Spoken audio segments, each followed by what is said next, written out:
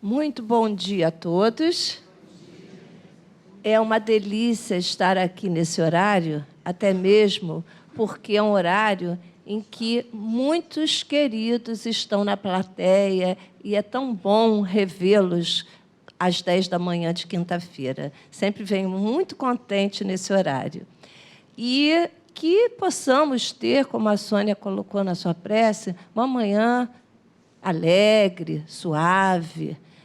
Antes de entrar no tema, vamos também agradecer ao delicioso piano, o ótimo preparo e também vamos, dentre todos os convites que a Soninha fez, destacar um super importante. Todos são ótimos, mas até pela vivência pessoal, nós temos esse trabalho fantástico aqui na casa, que é a Caravana da Quentinha. Ela sai toda sexta-feira, por volta das 9 da noite, e toda sexta nós fazemos 3 roteiros. Temos alguns trabalhadores aqui, inclusive, da Quentinha. Nós fazemos 3 roteiros.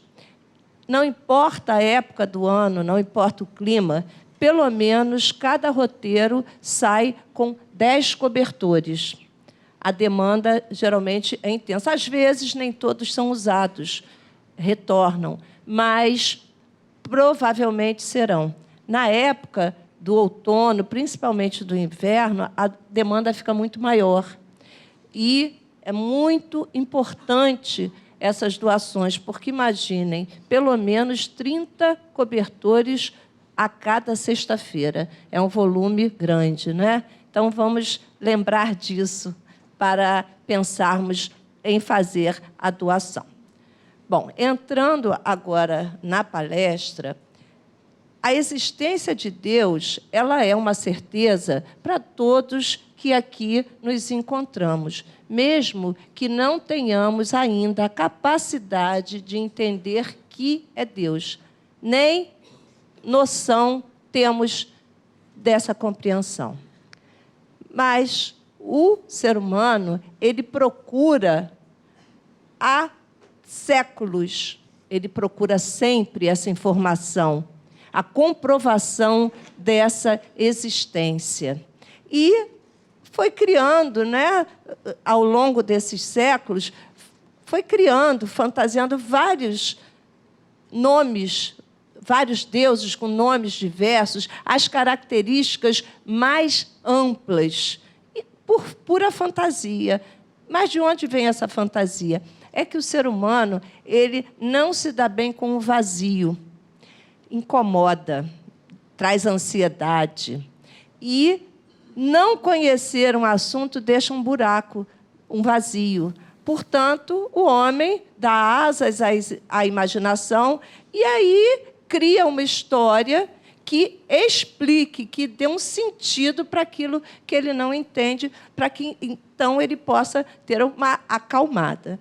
Só que, no momento apropriado, a sabedoria divina, ela nos mandou o seu representante maior para, aí sim, trazer aquelas informações que já estávamos em condições de entender um pouco sobre a sua existência. E, assim, com isso, encaminhar o rebanho divino para o bem, disponibilizando, estimulando, mostrando ao ser humano condições para a sua evolução espiritual num ritmo mais acelerado, através do desenvolvimento dos seus valores morais, mais de acordo com os desejos do Criador. E a mensagem do Cristo, ela foi impactante. O verdadeiro e poderoso amor incondicional, a redenção, a renovação do ser, a imortalidade. Só boas notícias. As suas palavras e ações, elas sempre foram doces, firmes e verdadeiras. Jesus buscou, nos braços humanos, a ajuda para participar com ele do seu programa sublime, salvador. Mas ele não precisava dessa ajuda. Sabia que eram as ovelhas desgarradas que precisavam, sim, da oportunidade de repensar e de fazer novas escolhas. Então, a gente agora vai entrar numa historinha muito interessante, passada em tempos antigos, de um homem chamado Nasrum. Não era daqui, né? E ele vivia numa casinha muito simples. Nasrum tinha uma condição tão precária financeira que ele só tinha todos os dias, a sua dieta era só pão e ervilha. Ele não conseguia mais nada para comer, sempre pão e ervilha. Em contrapartida, ele tinha um vizinho que morava num palacete e todos os dias recebia do imperador de presente suntuosas refeições. E assim era sempre. Um belo dia, esse vizinho vai até Nasrum e diz: se você ao menos aprendesse como eu a bajular o imperador e ser subserviente, não precisaria comer todo dia pão e ervilha. Retruca Nasrum. Se você ao menos aprendesse como eu a comer pão e ervilha, não precisaria bajular o imperador e ser subserviente. Nos mostrando essa história que tudo é uma questão de perspectiva. E o olhar ele vai estar sempre de acordo com a condição moral de cada pessoa e as prioridades que cada um vai dar para a sua vida serão sempre compatíveis com essa sua condição, com as suas aquisições morais. Não tem por onde fugir. Pode-se até, às vezes, acreditar que já se adquiriu um conjunto de valores, já está ali tudo firmado, mas observar, se o foco da vida não se encaixar com esses valores, estamos num equívoco de avaliação. Parar para pensar. E todo o apostolado de Jesus, ele foi sempre voltado para nos mostrar as verdadeiras prioridades da vida, que são as prioridades do mundo espiritual. Na experiência terrestre, Deus nos coloca à frente da nossa vida, mas mantém a supervisão através justamente de Jesus e todos aqueles que trabalham com Jesus. Cada um de nós vai, na nossa jornada, viver experiências onde, ocasionalmente, pelo menos, vai ter forçado a decidir entre pão e ervilha ou bajulação.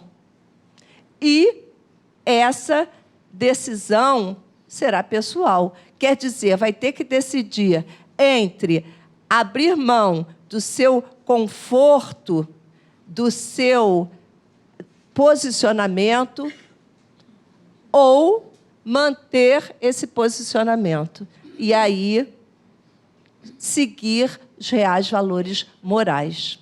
Depende de cada um. É pessoal. A natureza das tendências íntimas é que vai determinar, ditar essa decisão. Porque nós não somos vítimas a não ser dos nossos próprios equívocos. A vida, ela vai trazer apenas sugestões. As ações são pessoais.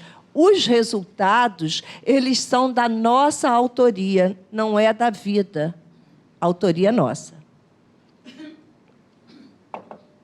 Jesus nos levou a perceber que é em Jesus que nós devemos sempre procurar a orientação para cada tomada de decisão quando temos alguma dúvida, quando nos sentimos fragilizados, porque Deus é o melhor parâmetro. Hoje, nós vamos falar sobre o capítulo 18 do Evangelho segundo o Espiritismo, que tem o título Muitos os chamados e poucos os escolhidos. E todo esse capítulo, ele vai falar de várias formas, justamente dos nossos posicionamentos, das responsabilidades sobre esses posicionamentos e dos resultados que deles virão. Então, ele começa trazendo a história do festim de bodas. E ali tem a mensagem que não basta se dizer cristão. É necessário agir como tal, como? Praticando a lei de Deus, seguindo os ensinamentos de Jesus. Depois entra no convite para a porta estreita, que é a porta o quê? Do sacrifício, do esforço, da resignação. O não viver só em função dos instintos pessoais. Quando dizemos não viver só, é entender que ainda temos, mas é tentar não estar totalmente voltado para isso. Entra nos itens que vamos já conversar e continua com: a quem muito foi dado, muito será pedido. Aqui está reforçando a questão das responsabilidades.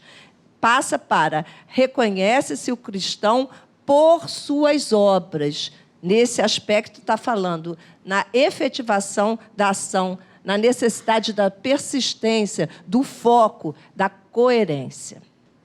Bom, voltando, então, para os itens de hoje, que são de 6 a 9, tem como subtítulo: nem todos os que dizem Senhor, Senhor, entrarão no reino dos céus.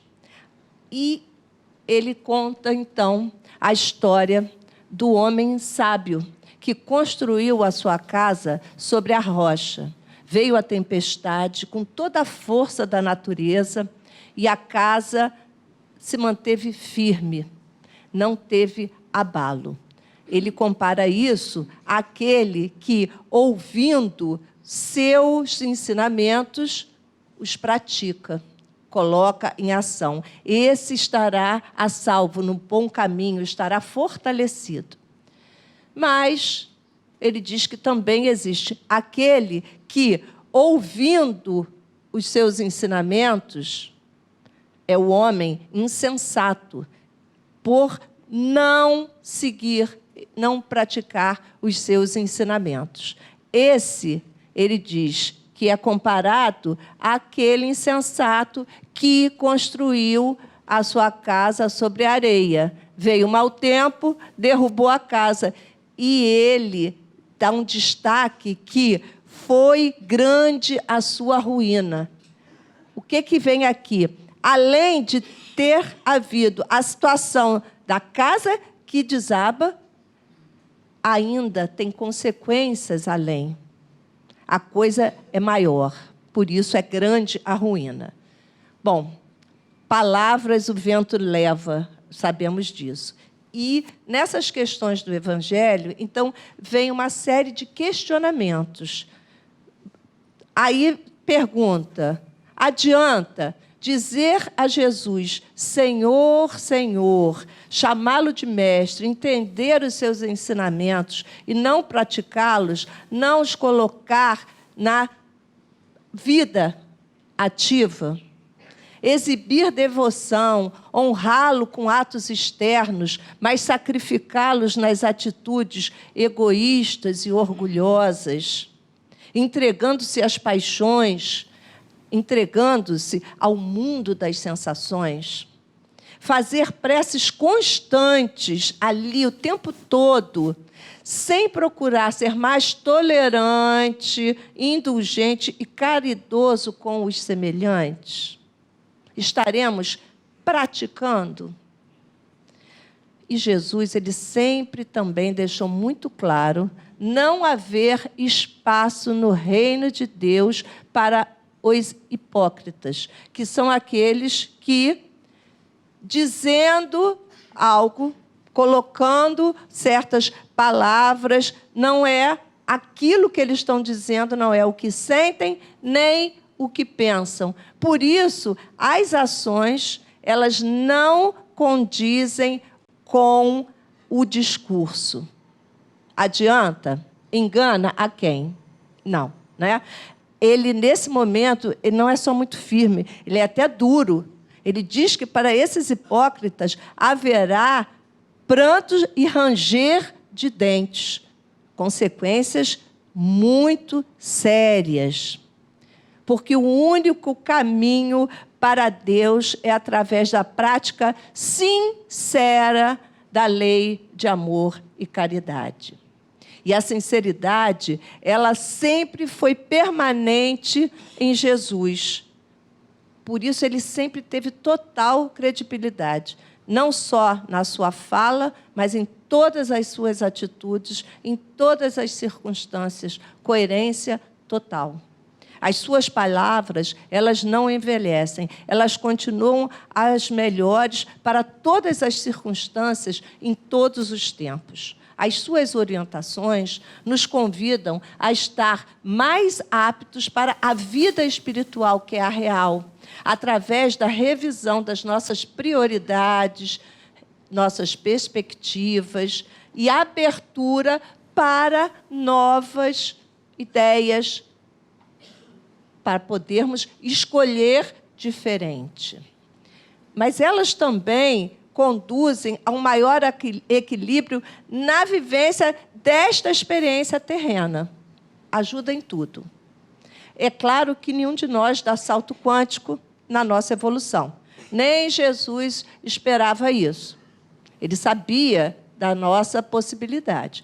Tudo que ele esperava não era milagre, e sim esforço, empenho em irmos aos poucos vencendo as nossas más inclinações, vencendo a nós mesmos. Não é apenas não sermos tentados, porque ainda somos, nem nunca ceder às tentações, pois, eventualmente, pelo menos, ainda cedemos. Mas é enfrentar esses impulsos e desejos que ainda habitam em nós e buscar refreá-los ao máximo, tendo a consciência que eles estão ali. Mas trabalhar em cima justamente dessas questões que percebamos necessárias de serem tratadas. Reavaliar, reorganizar, evitar, transformar. É isso que ele espera de nós. Alguém, por acaso, aqui se acha já nota 10 nisso? Alguém já passou por isso tudo e já está perfeito? Que bom, né? Ninguém aqui está iludido. Isso é muito importante, porque não é possível ainda para nenhum de nós. Mas estamos aqui, com certeza, todos nós já estamos efetivando esse esforço. Senão, tinha coisas mais interessantes para fazer lá fora. Estamos aqui para fazer essa reavaliação, para repensar. Aí, vamos entrar agora numa história do Divaldo Franco. Vocês devem conhecer bem Divaldo de alguma forma. E, justamente, é bacana trazer a história dele, porque Divaldo, esse homem, essa pessoa incrível, não é? Com uma história fantástica, um trabalho no bem excepcional, atuando ali, né, todos os princípios cristãos, um espírita de primeira. Ele nos mostra, em alguns fatos que ele traz, algumas experiências dele, com humildade, ele nos mostra que ele também ainda não é perfeito, que ele também ainda tem aqueles momentinhos que escorrega no ego, né? Isso é importante para entendermos que realmente todos temos, né? A história que vamos contar dele é a história de uma gravata. Num período aí, ele foi chamado para fazer uma palestra na Federação do Estado de São Paulo. E ele estava lá, em São Paulo, foi passear num shopping. Numa loja, ele viu uma gravata ali sendo exposta na vitrine. Ele entrou e foi ao vendedor querendo comprar a gravata. E nisso que ele vai comprar, ele percebe que a gravata estava num manequim que tinha uma camisa com uma tonalidade que ele não tinha. Lembra que tem uma camisa branca, e pensa, branco, né, neutro. Chega para o vendedor e pergunta, essa gravata ela vai ficar bem com a camisa branca que eu tenho? E ele faz uma parte, que o vendedor era um excelente profissional, queria vender. Então, ele diz, olha, ela fica bem, essa gravata é tão boa, ela fica bem com tudo, qualquer roupa. Mas, no branco, ela não vai se sobressair muito, principalmente no senhor pálido desse jeito. Então, eu tenho aqui a camisa que vai ficar ótima com ela. Vai lá, traz uma camisa amarela, outra parte de Divaldo. Era um amarelo branquinho, claro, quase branco. Mas o vendedor diz que tem toda a diferença. Então, com esta camisa vai ficar ótimo. Ele, dê-me a camisa. O vendedor não para aí. Aí ele diz assim, olha, com um blazer marrom, dê-me o blazer. Mas se colocar uma calça marrom escuro, dê-me a calça, mas não o sapato, porque o sapato eu já tenho. E ele se empolga e disse que gastou todas as economias de um ano como funcionário público, ele gastou naquela compra, mas ficou feliz, tranquilo, e foi para casa com aquilo muito doido para usar. Chega o domingo de manhã, o dia da palestra, e, justamente, naquele local, a palestra de domingo de manhã era o evento. Por quê? As pessoas que tinham uma melhor condição econômica, elas se arrumavam todas, iam elegantes para a palestra.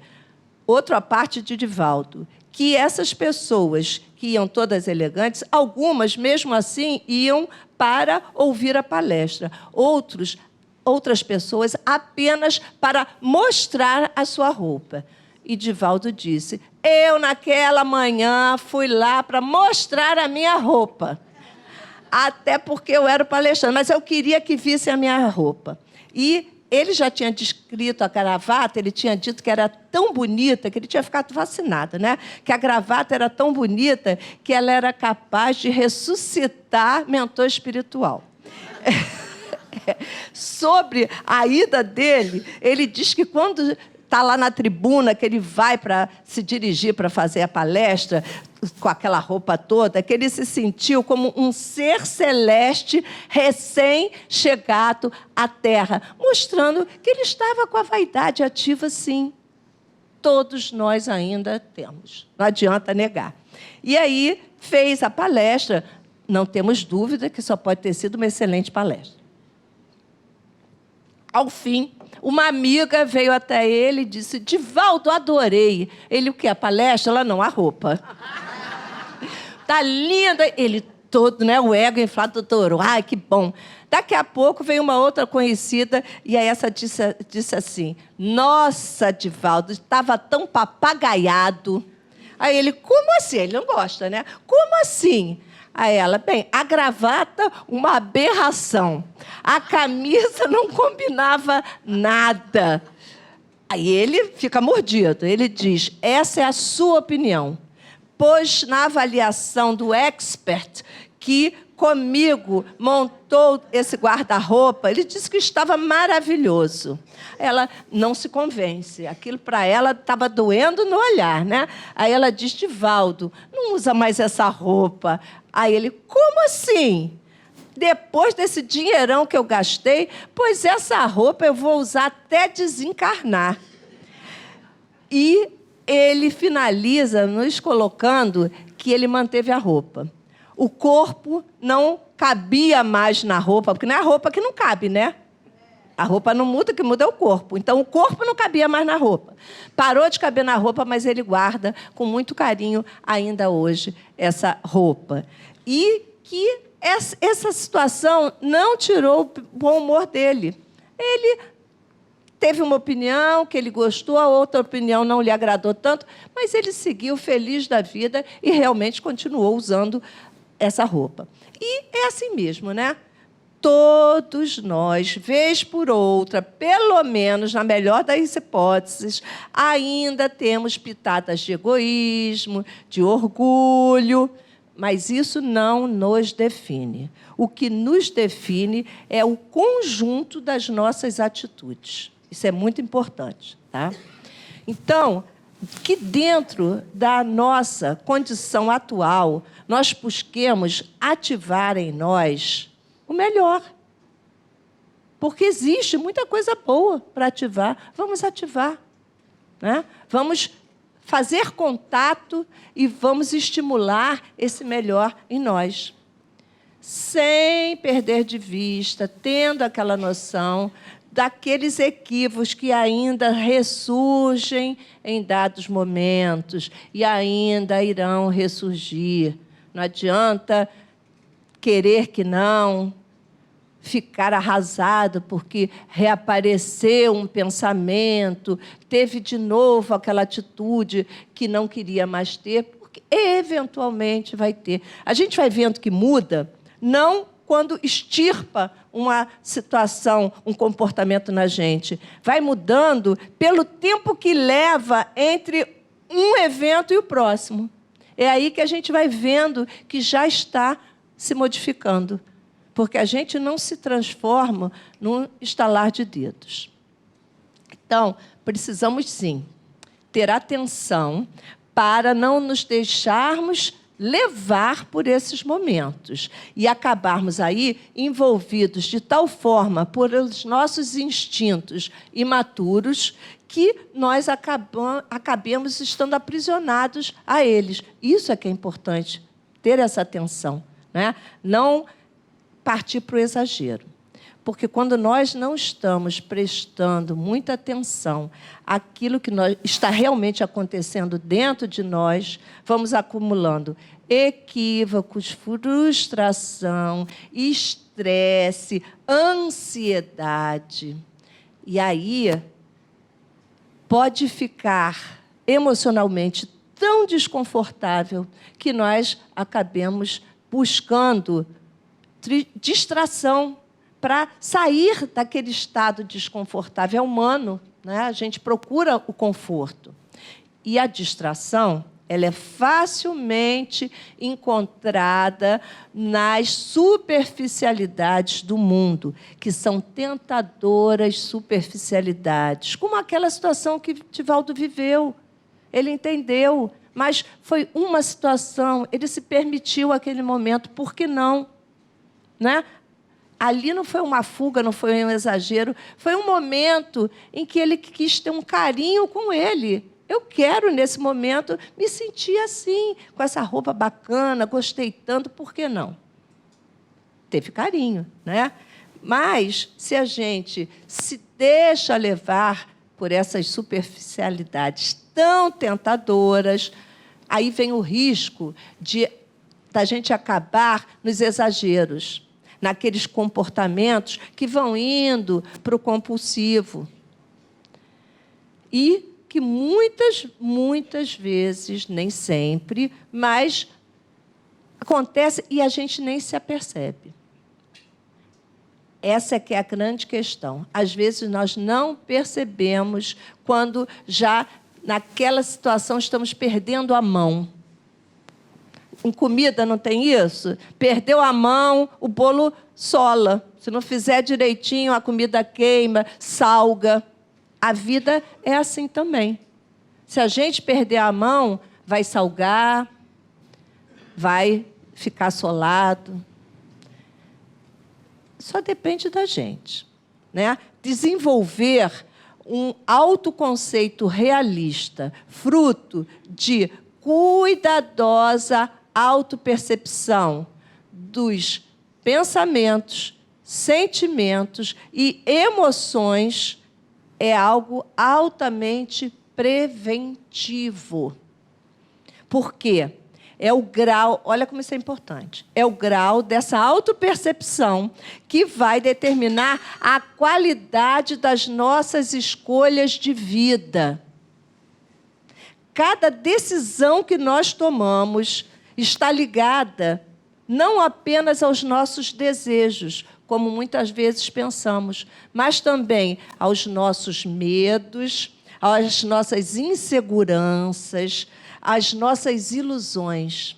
Estão ligadas às avaliações que nós fazemos sobre a possibilidade nossa perante a vida. Todos nós buscamos gratificação, é humano.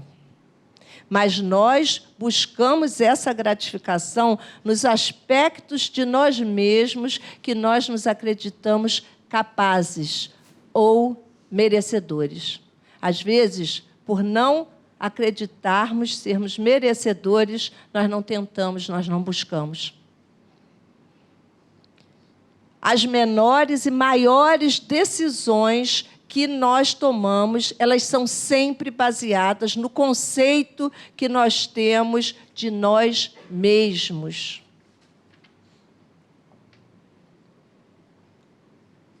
Esse conceito, ele vai determinar a vida que nós iremos construir para nós. Nós criamos a nossa própria história. Portanto, o rumo que daremos a essa história, o conjunto de resultados que nós teremos, tudo que for positivo ou negativo, vai depender, vai estar ligado sempre à relação que nós temos conosco, cada um com si mesmo, de acordo com como nos vemos, o que pensamos sobre nós, do que sentimos pela nossa pessoa. Desenvolver o auto-amor se torna fundamental.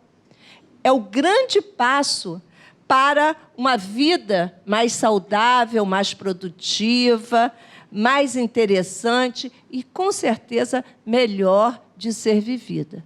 Se nós fizermos rapidamente um retrospecto, nós vamos comprovar isso aqui agora. Se a gente pensar quantas vezes nós, nos sentindo bem, coisas boas foram acontecendo.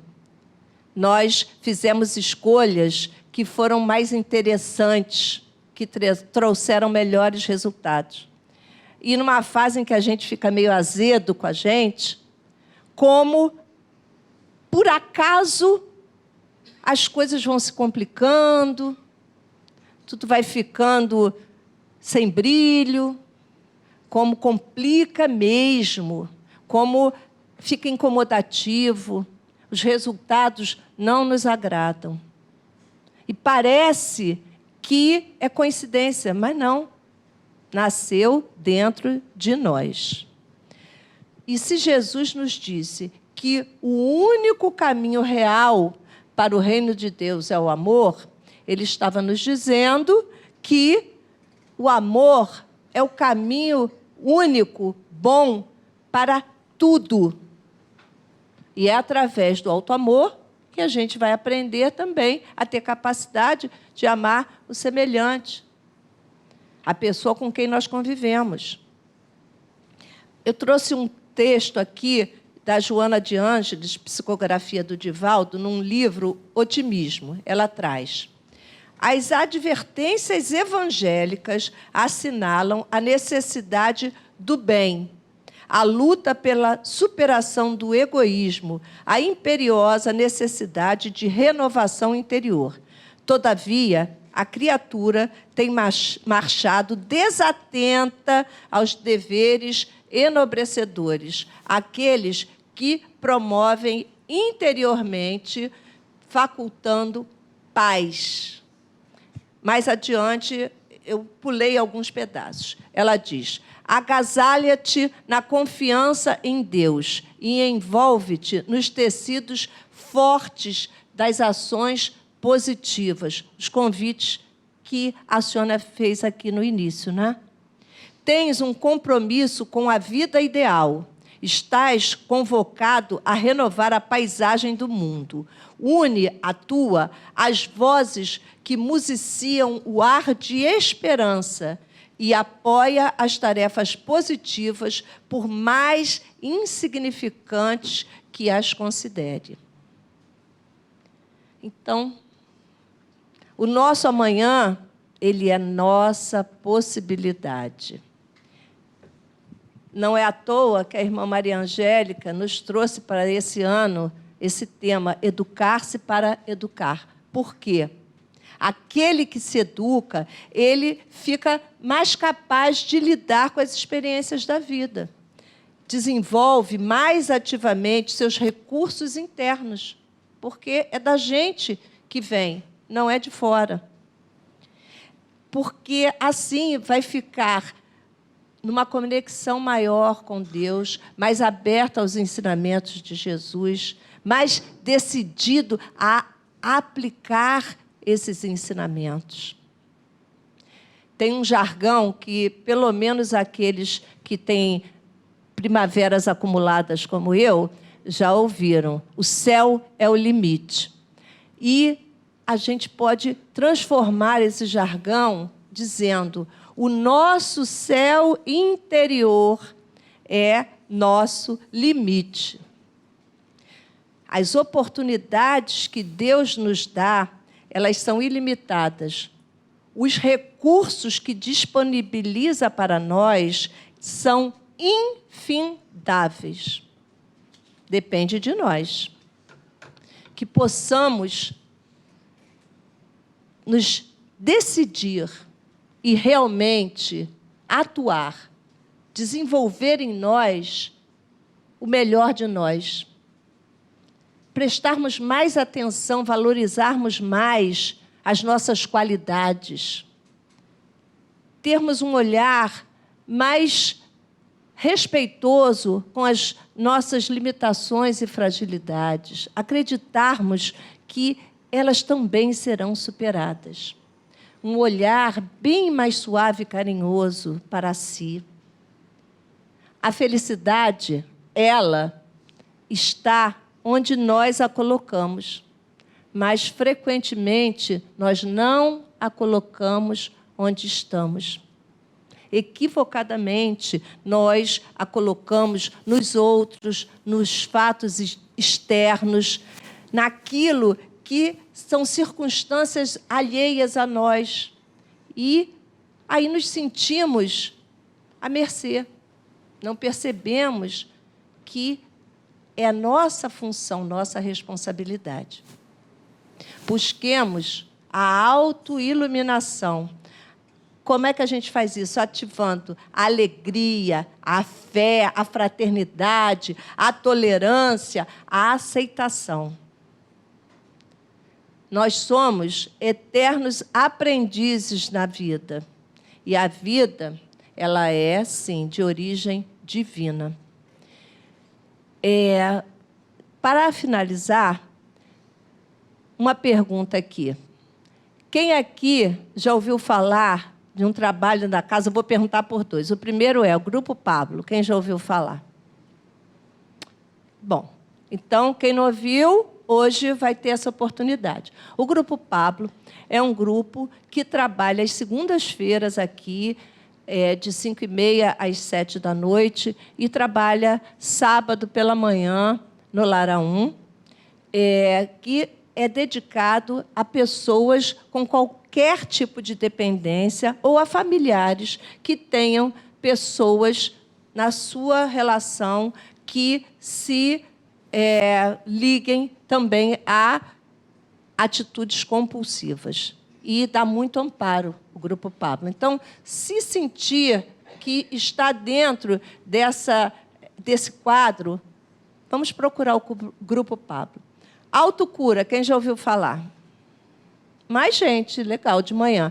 Então, quem sabe que tem autocura à noite? Tem menos pessoas. Há muitos anos, nós temos aqui o autocura, às segundas pela manhã. Agora, abriu o horário, desde o ano passado, nós já temos o horário do autocura também, às quartas-feiras, de 19 até as 20h45. E o Autocura é bom para todos. Se o Pablo tem um público específico, o Autocura está aberto a todos, para que nós busquemos rever a nossa relação com a gente, se estamos tristes, se nos sentimos fragilizados, se estamos precisando qualquer tipo de reforço na nossa autoestima, vamos procurar o Autocura. É muito gostoso o trabalho. É um ciclo de 6 encontros, é muito bom. Vamos procurar também o Autocura, tá bom? Que fiquem todos com muita paz no coração, uma semana ainda até domingo excelente para todos. Muito obrigada.